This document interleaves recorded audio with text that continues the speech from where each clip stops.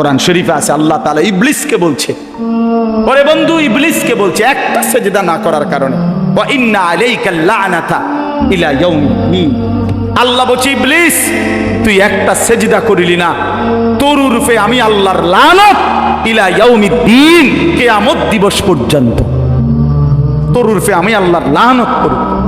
এজন্য বেনামাজি তোর উপরে আল্লাহর লানত, তোর উপরে আল্লাহর গজব, তোর উপরে আল্লাহর লানত।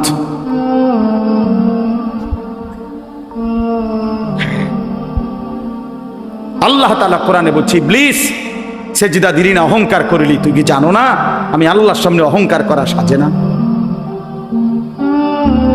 ফামা ইয়াকুনু লাকা আন তাতাকাব্বারা ফিহা, তুমি জানো না আমি আল্লাহর সামনে অহংকার করাটা উচিত না? আলাইসা ফি জাহান্নামা মাসওয়াল লিল মুতাকাব্বিরিন। আল্লাহ বলে হায় নাফরমান ইবলিসকে বলছে তুমি জানো না প্রতিটা অহংকারীর ঠিকানা জাহান্নাম। ছেলেরা আমার, কেন নামাজ পড়ো না ভাই? মাঝ বয়সী যে সমস্ত বাবারা, কেউ চা দোকান, কেউ মুদি দোকান, কেউ চাকরি, কেউ ব্যবসা, বিভিন্ন কর্ম করেন, আল্লাহ তাআলা সুস্থ রাখতেছেন বলেই তো, আল্লাহ তাআলা হায়াত দিছেন বলেই তো, আল্লাহ তাআলা মাথা চুল হাত শরীর দেহ ঠিক রাখছেন বলেই তো আপনি পারতেছেন কর্ম করতে। তো সেই মালিককে কেন সেজদা দেন না? কেন দেন না? আল্লাহ তাআলা তো বলছে বান্দা তাকওয়া বুঝায় না দিলে আমি জান্নাত দেব না। তো সেজদাবিহীন জান্নাতে যাবেন কেমনে? আল্লাহর হুকুম না মানলে আমরা জান্নাতে যাব কিভাবে? আর জান্নাতে না গিয়া কবরের 1 সেকেন্ডের আযাব সহ্য করবেন কেন? আল্লাহ রাসূল সাল্লাল্লাহু আলাইহি ওয়াসাল্লাম বলছে প্রথম মিনিট নাফরমানের কবরে যখন ফেরেশতারা তাকে ছেড়ে দিয়ে আসবে, প্রশ্নের জবাব দিতে পারবে না, আল্লাহ তাআলা বলবেন ফেরেশতাকে ফাআফরিশুহু মিনান নার, এই ফেরেশতারা এই বেঈমানের কবরের মধ্যে জাহান্নামের বিছানা বিছায়া দে, তার গায়ে জাহান্নামের পোশাক পরায়া দে, ওয়ালবাসুহু মিনান নার। এরপরে নবী বলেন কবরের মাটি তারে প্রথম মিনিটেই ডান দিকের মাটি একটা ধাক্কা মারবে, বাম দিকের মাটি ডান দিকে চলে আসবে, ডান দিকের হাড্ডি পাঁজরের হাড় ভাঙ্গা বাম দিকে যাবে গা, বাম দিকের গুলো ভাঙ্গা এদিকে চলে আসবে। তাখতালিফা আদলাউহু, এইভাবে অর্থ হইল ডান পাশের হাড় বাম পাশে ঢুকে যাবে, বাম পাশের গুলো ডান পাশে ঢুকে যাবে।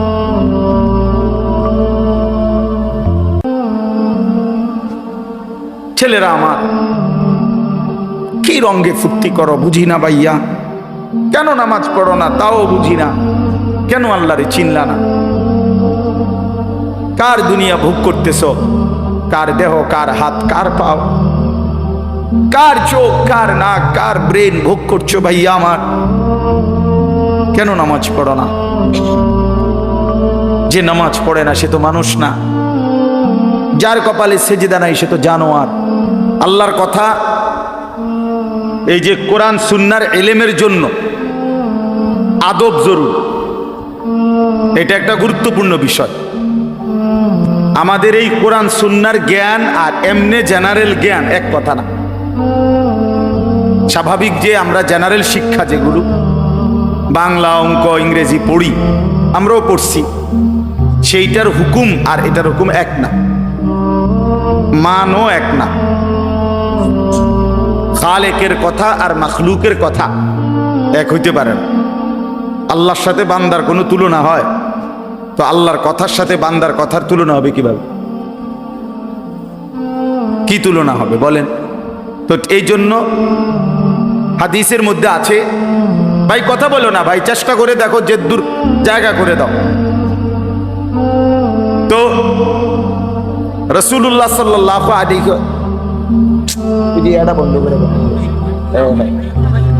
বন্ধ করে ফেলুন, আমি স্বাভাবিক কথা। রাসূলুল্লাহ সাল্লাল্লাহু আলাইহি ওয়াসাল্লাম বলেন আল্লামানি রব্বি ফাআহসানা তালিমি ওয়া আদ্দাবানি রব্বি ফাআহসানা তা'দীবি। একটা হাদিস নবীজি সাল্লাল্লাহু আলাইহি সাল্লাম বলেন আল্লাহ তাআলা আমাকে সরাসরি সর্ব উত্তম ইলম শিখিয়েছেন। এবং সাথে সাথে নবীজি বলছে, এবং আল্লাহ তাআলা আমাকে সর্ব উত্তম আদব শিখিয়েছেন। এই যে কোরআন সুন্নাহর ইলম তো সর্বোত্তম ইলম, এটার সাথে সর্বোত্তম আদব থাকতে হয়, এটা জরুরি। যেমন আমাদের কোরআন সুন্নাহর ইলম ওযু ছাড়া আমরা পড়ি না, এটা একটা আদব, জরুরি বিষয়। কোরআন শরীফে আছে আল্লাহ তাআলা মূসা আলাইহিস সালামের সাথে তুর পাহাড়ে যখন প্রথম কথা বলতেছিলেন, প্রথম দিনেই বলে দিয়েছেন, ফাখলা আনা আলাইক, মূসা আমি তোমার রব, তুমি জুতা খোলো। সরাসরি কোরআনের আয়াত। কেন? প্রশ্ন হলো জুতা খুলতে বললো কেন? জুতার মধ্যে মাড়ি লাগছে এই জন্য নাকি? তো কেন বললেন? কোরআন শরীফে আছে এরপরের শব্দ আল্লাহ তাআলা বলেন, আনাখতারতুকা ফাসতামি' লিমা ইউহা, মূসা আমি তোমাকে নির্বাচিত করেছি, বাছাই করেছি, এখন আমি যা ওহী নাজিল করব সেগুলো তুমি মনোযোগ দিয়ে শোনো। আল্লাহর কথা শুনবার জন্য আল্লাহ বলছে আগে জুতা খোলো, এটা আদব। এটা কাদার কারণে না, অন্য কারণে। সাহাবায়ে কেরাম রাসূলুল্লাহ সাল্লাল্লাহু আলাইহি ওয়াসাল্লামের কথা কখনোই দাঁড়িয়ে দাঁড়িয়ে শুনতেন না। জিবরাইল আলাইহিস সালাম, জিবরাইলের মতো ফেরেশতা নবীজি সাল্লাল্লাহু আলাইহি ওয়াসাল্লামের কাছে যখন মানুষের আকৃতিতে আসতেন, জিবরাইল দোনোভাবেই কোরআন নাজিল করতেন। কখনো মানুষের আকৃতিতেও আসছেন, কখনো ওনার মূল আকৃতিতে আসছেন, মানে নবীজি শুধু শুনছেন, অন্য কেউ বুঝছেন। তো যখন মানুষের আকৃতিতে আসতেন তখন আল্লাহ নবী সাল্লাল্লাহু আলাইহি ওয়াসাল্লামের সামনে একেবারে নামাজের অবস্থায় যেভাবে বসে আত্তাহিয়াতুর সূরতে, এইভাবে আয়েশা আল্লাহ নবী সাল্লাল্লাহু আলাইহি ওয়াসাল্লামের সামনে বসতেন। এবং একদম নবী সাল্লাল্লাহু আলাইহি ওয়াসাল্লামের চেহারা, বুক, হাঁটু বরাবর করে বসতেন। ফাআসনাদা রুকবাতাইহি ইলা রুকবাতাই। এই জন্য বললাম এই বসে শোনা আল্লাহর কথা, জুতা খুলে শোনা আদব।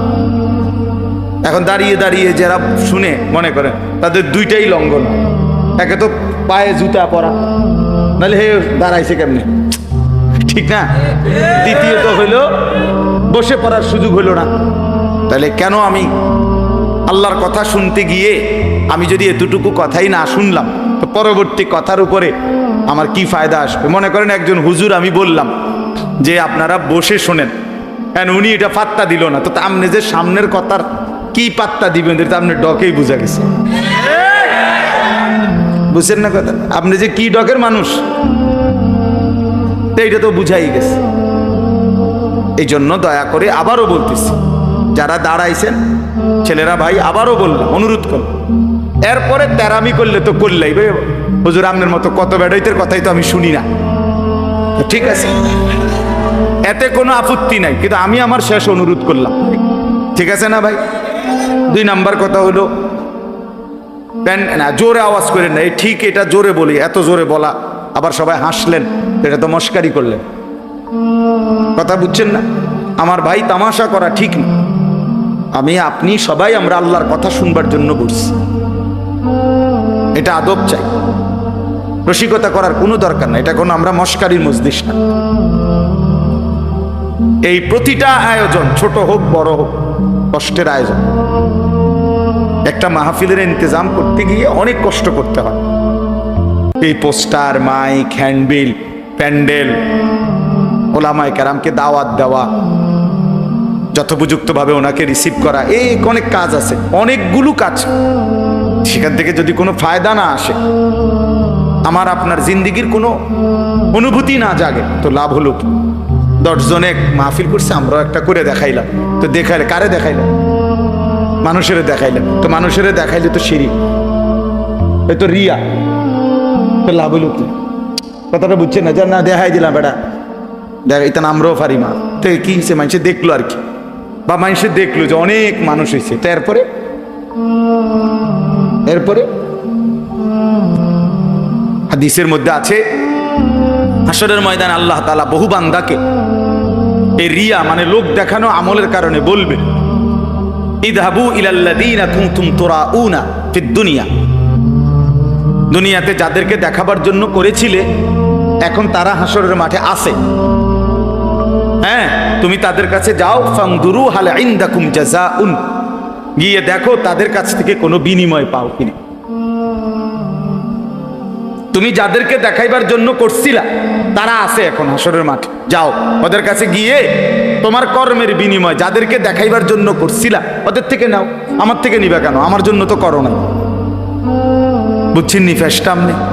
তা আল্লাহ তাআলা যদি প্রত্যাখ্যান করে তো কে বিনিময় দিবে? কঠিন ব্যাপার এটা। কোরআন শরীফে আছে স্পষ্ট, আল্লাহ তাআলা বলছেন, বলে আয়ুশরিক বিইবাদাতি রাব্বিহি আহাদা, আমি আল্লাহর কোন ইবাদতের মধ্যে সামান্যতম কাউকে অংশীদার বানানো যাবে না, বানানো যাবে। একটা মাহফিল করমু এরুম, বক্তা আনমু দরকার হলে হেলিকপ্টার দিয়া দেখাইয়া সারুম, যদি বাপের বেড়া হইয়া থাই। হ্যাঁ, তো দেখাইলেন আর কি, বাপের বেড়াও হইলেন আপনি, সবই ঠিক আছে। তারপরে বুঝেন না আমার কথা?